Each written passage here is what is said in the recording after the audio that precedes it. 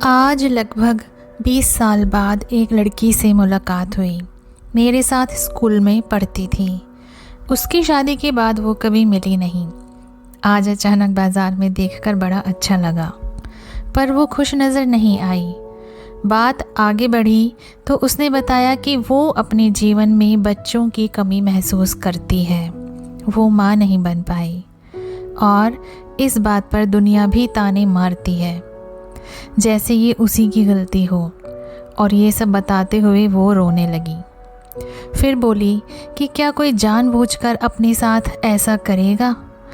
अरे, जो चीज़ ईश्वर के हाथ में है उसे कोई अपने हाथ में कैसे ले सकता है? बात सोचने की है।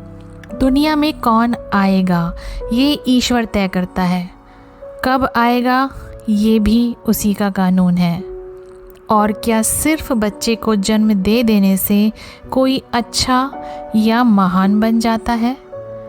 उस इंसान की अपनी भी तो कोई पहचान या ज़िंदगी होगी जो उसे ईश्वर ने दी है। जो लोग कड़वा बोल जाते हैं, सोचते क्यों नहीं? अगर किसी वजह से संतान नहीं हो पाई है तो क्या ताने मारने से या कड़वा बोलने से या बार बार पूछने से संतान हो जाएगी? उल्टा दिल दुखता है इस बुरे व्यवहार से। ये बात ईश्वर को कैसे पसंद आ सकती है किसी का दिल दुखाया जाए? ऐसी वाणी बोली मन का आपक होए, औरन को शीतल करे आप हो शीतल होए। हमेशा ऐसी भाषा बोलनी चाहिए जो सामने वाले को सुनने में अच्छा लगे और उन्हें सुख की अनुभूति हो, और साथ ही खुद को भी आनंद का अनुभव हो, खुद के लिए भी अच्छा हो। और जो कोई भी इस कमी को इतना दिल से लगा बैठता है कि बस जैसे जीवन में कुछ और है ही नहीं, वो भी कैसे भूल जाते हैं कि ईश्वर जिसने ज़िंदगी दी, जीवन जीने के लिए जिस किसी भी चीज़ की ज़रूरत थी उन सभी चीज़ों का उसने ख्याल रखा। पीड़ा रहित स्वस्थ शरीर है। अगर बीमारी हो भी जाए तो आराम भी आ जाता है। सूरज, हवा, पानी, खाना, कपड़ा, हाथ पैर, आँखें, बुद्धि, समझदारी, रिश्ते, परिवार, समाज, भाषा, जुबान, बारिश, पहाड़, नदियाँ, फूल, खुशबू। क्या कोई है जो गिन सके उसकी कृपाओं को? क्या तुम्हारी गिनती ख़त्म नहीं हो जाएगी? कभी बात कीजिए ईश्वर से अकेले में बैठकर और शुक्रिया कहिए उसे इनके बदले जो कुछ देखकर या हासिल कर कर हम खुश हो जाते हैं। आँखों को सुकून मिलता है, शरीर को राहत मिलती है। सब कुछ नज़रअंदाज कर देते हैं हम अपनी लापरवाही में। लेकिन अगर कभी एक चीज़ हमें ना मिले तब क्या करते हैं हम? यही बोलते हैं ना कि सबको देता है तो मुझे क्यों नहीं। जितना कुछ उसने दिया है उसका कभी शुक्रिया कहने का समय नहीं मिल पाता, लेकिन शिकायत करने का समय हर बार मिल जाता है। वो तो तब भी नाराज़ नहीं होता, इतना प्यार करता है हमसे, तब भी जो कुछ भी दिया है छीन नहीं लेता वापस, ज्यों का त्यों रहने देता है हमारे पास। कि शायद कभी तो दिल में शुक्रगुजारी आ जाए और एहसास हो जाए कि देने वाले ने कितना कुछ दिया है। अगर कुछ नहीं भी दिया है तो होगी कोई वजह, नहीं समझ पाए हम। लेकिन देने वाला ना समझ नहीं है। वो जो भी दे मैं उसी हाल में खुश हूँ। ज़िंदगी दी है उसने और एक दिन वापस जाना भी उसी के पास है। मैं शिकायत लेकर नहीं, शुक्रगुजार बनकर जाऊं कि जितना तूने दिया, जिस हाल में भी रखा हम खुश थे। जिस हाल में तूने रखा तेरी मर्ज़ी, अब हूँ तेरे सामने, बता मेरे सब्र का इनाम क्या है। अगर संतान नहीं है तब भी बहुत तरीके होते हैं जीवन जीने के। ईश ग्रंथ में लिखा है, पति पत्नी दोनों मिलकर गृहस्थ आश्रम संभालें। दोनों की जिम्मेदारी है एक दूसरे के लिए।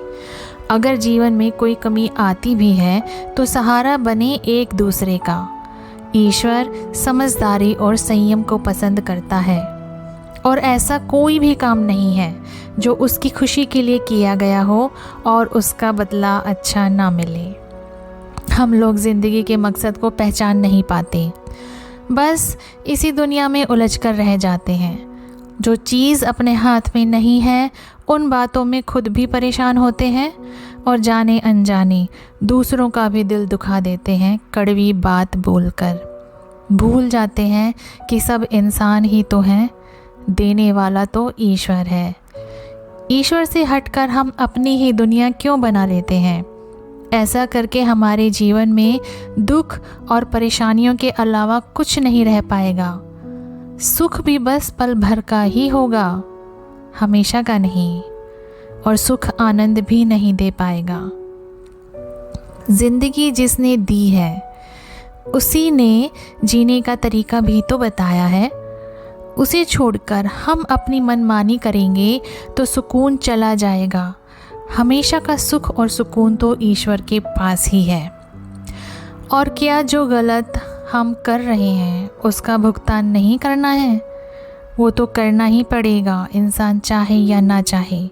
न्याय तो हर तरफ है इस दुनिया में, इंसान के साथ भी ज़रूर होगा।